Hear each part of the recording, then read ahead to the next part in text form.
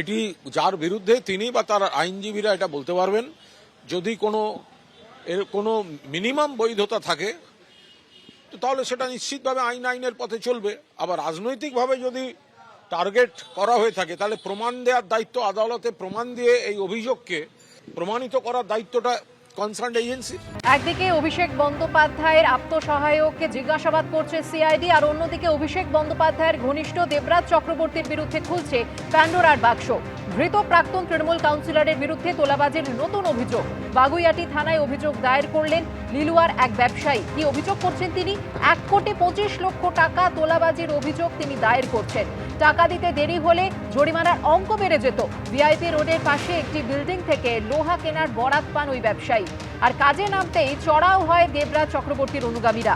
1,25,00,000 টাকা তোলা না দিলে বন্ধ করে দেওয়া হয় কাজ।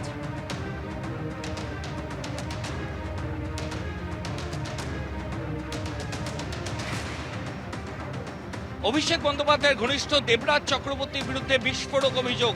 এই মুহূর্তে আমরা ভিআইপি রোডে ঠিক যেখানে দাঁড়িয়ে রয়েছি, আমার পেছনে যে নির্মীয়মান বহুতল ছিল সেই বাড়ি ভাঙা এবং বাড়ি থেকে লোহা তোলার জন্য লিলুয়ার এক ব্যবসায়ী বরাত পান বাড়ির মালিকের থেকে।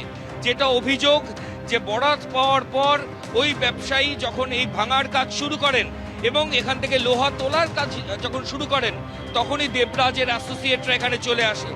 1 কোটি টাকা না দিলে ওই ব্যবসায়ী কাজ করতে পারবেন না এমন হুমকি দেওয়া হয়। আরও মারাত্মক যেটা অভিযোগ যে এই 1 কোটি টাকার মধ্যে 25 লাখ টাকা প্রথমে ইনস্টলমেন্টে, পরে 25 লক্ষ টাকা আবার নেয় দেবরাজ চক্রবর্তী। 50 লক্ষ টাকা নেওয়ার পর যখন ওই ব্যবসায়ী ভাঙার কাজ আবার শুরু করেছেন তখন দেবরাজের অ্যাসোসিয়েটরা আবার চলে আসে এবং এসে বলে যে আরও 25 লক্ষ টাকা না দিলে কোনোভাবে কাজ করতে দেওয়া হবে না। ওই ব্যবসায়ী জানান যে তিনি জমি বন্ধক রেখে, মেয়ের সোনা বন্ধক রেখে এই কাজের বরাত পেয়েছেন। তিনি টাকা জোগাড় করতে পারছেন না, কাজ তাকে বন্ধ করে দিতে হয়। এই পরিস্থিতিতে বাগুইআটি থানায় ওই ব্যবসায়ী দেবরাজ চক্রবর্তীর নামে লিখিত অভিযোগ দায়ের করেছেন। পুলিশ সূত্রে খবর, ইতিমধ্যেই দেবরাজের বিরুদ্ধে চার্জশিট পেশ করেছে পুলিশ।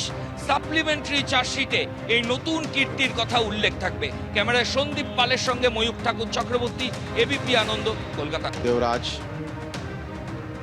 दा आए 2-250 लड़का लेकर के काम बंद करा दीजिए। हमको 1 कोटी चाहिए, 1 कोटी हमको चाहिए तो काम स्टार्ट होगा, नहीं तो काम बंद करो, भागो यहाँ से।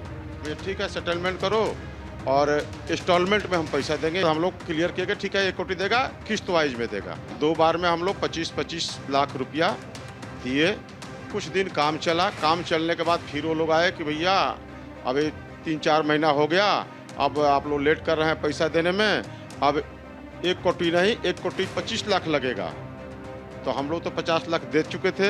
अब हम बोले कि लास्ट बोले कि भैया इतना मेरा सकान नहीं है। फिर 2-250 लड़का लेकर आए, काम मेरा बंद करा दिया। বৃহস্পতিবার বারাসাত আদালতে বাগুইআটি থানার পুলিশ চার্জশিট পেশ করে, যেখানে মারাত্মক সব অভিযোগ রয়েছে দেবরাজ চক্রবর্তীর বিরুদ্ধে। বিধাননগর পুরসভাকে হাতের পুতুলের মতো ব্যবহার করতেন তিনি। পুরসভাকে সামনে রেখেই চলেছে তোলাবাজি। পুলিশ সূত্রে খবর, চার্জশিটে উল্লেখ করা হয়েছে দেবরাজ চক্রবর্তীর কথা মতোই পুরসভা মারফত বাগুইআটির প্রমোটারকে কাজ বন্ধ রাখার নোটিশ পাঠানো হয়। এখানেই শেষ নয়, অভিযোগ পরবর্তী সময়ে সেই প্রমোটার যখন দেবরাজ চক্রবর্তীর সঙ্গে দেখা করেন তখন প্রমোটারের কাছ থেকে 30 লক্ষ টাকা নিয়ে ফের কাজ শুরু করতে দেওয়া হয়। পুলিশ সূত্রে জানা গেছে, আদালতে পেশ করা 150 পাতার চার্জশিটে দেবরাজ চক্রবর্তীর বিরুদ্ধে সিন্ডিকেটের মাধ্যমে প্রমোটারদের কাছ থেকে ব্যাপক তোলাবাজি চালানোর অভিযোগের বিস্তারিত উল্লেখ রয়েছে। তদন্তে উঠে এসেছে বিভিন্ন নির্মাণ প্রকল্পকে কেন্দ্র করে প্রমোটারদের ওপর চাপ সৃষ্টি করে নিয়মিত অর্থ আদায় করা হতো।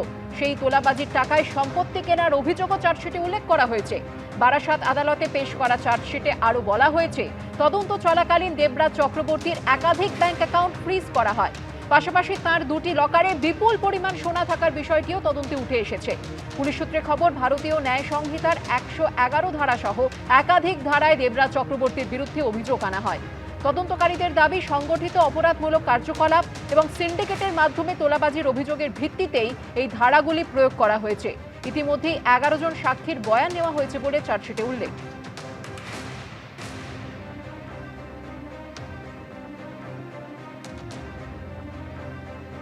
আরও বেরোবে, ফোঁড়া এক এক করে সব ফাটবে।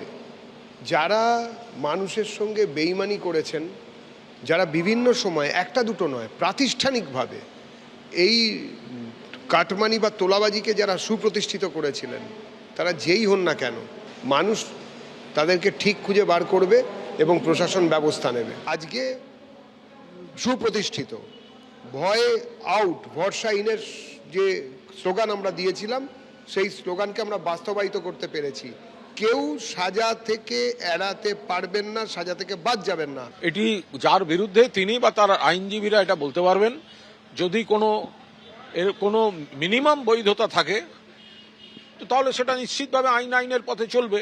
আবার রাজনৈতিকভাবে যদি টার্গেট করা হয়ে থাকে তাহলে প্রমাণ দেওয়ার দায়িত্ব আদালতে, প্রমাণ দিয়ে এই অভিযোগকে প্রমাণিত করার দায়িত্বটা কনসার্ন এজেন্সির। এবিপি আনন্দ এগিয়ে থাকে, এগিয়ে রাখে।